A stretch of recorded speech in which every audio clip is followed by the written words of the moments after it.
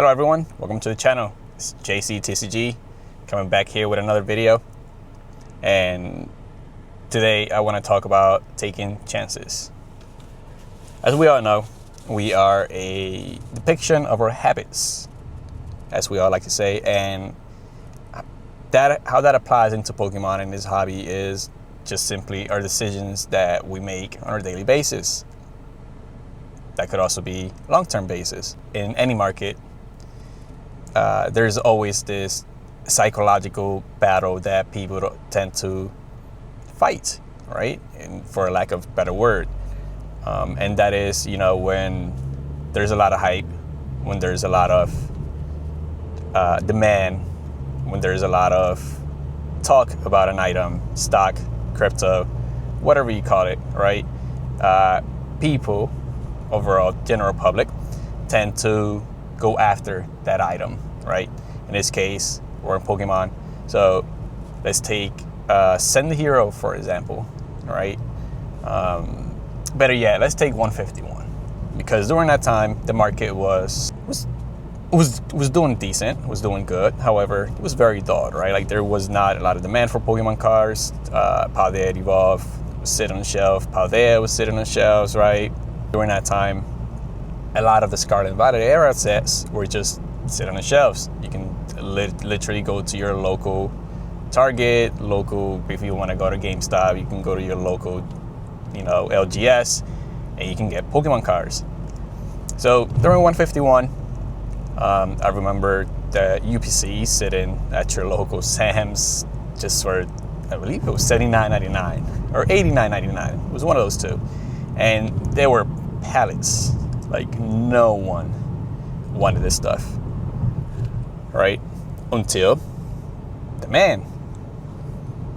And when the demand came, people who were not interested in a set for whatever reason, whether it was, monetary reasons, whether it was just overall, they were not interested in the market, they were not interested in Pokemon, they were not interested in the hobby, they were all of a sudden attracted to it, right?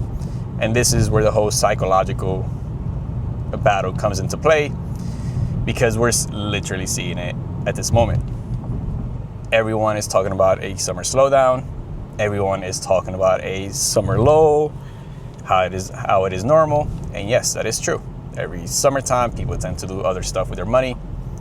They go out, do their typical renovations. I'm one of them.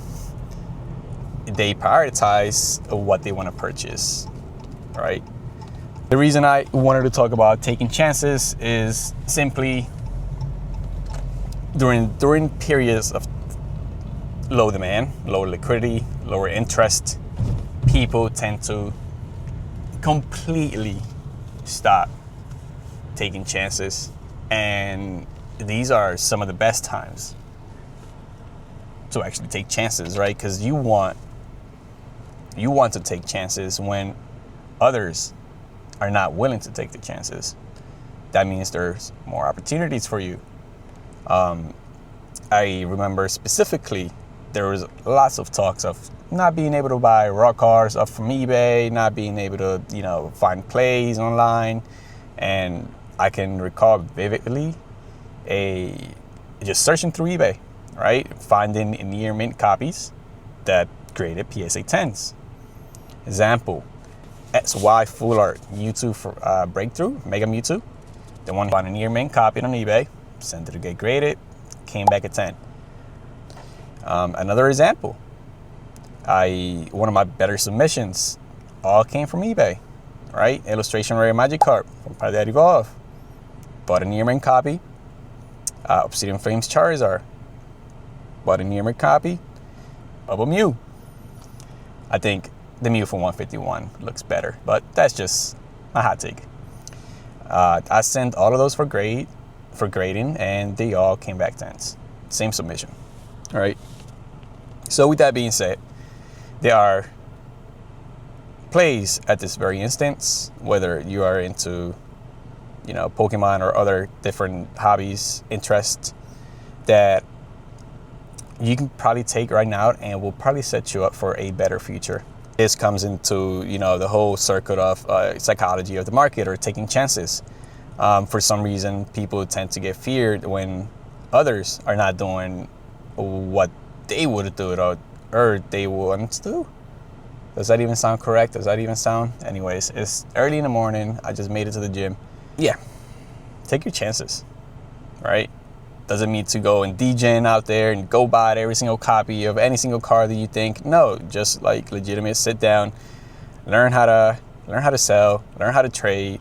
That is one of my goals in this hobby, is to grow a collection, right? Fortunately, funds are not unlimited.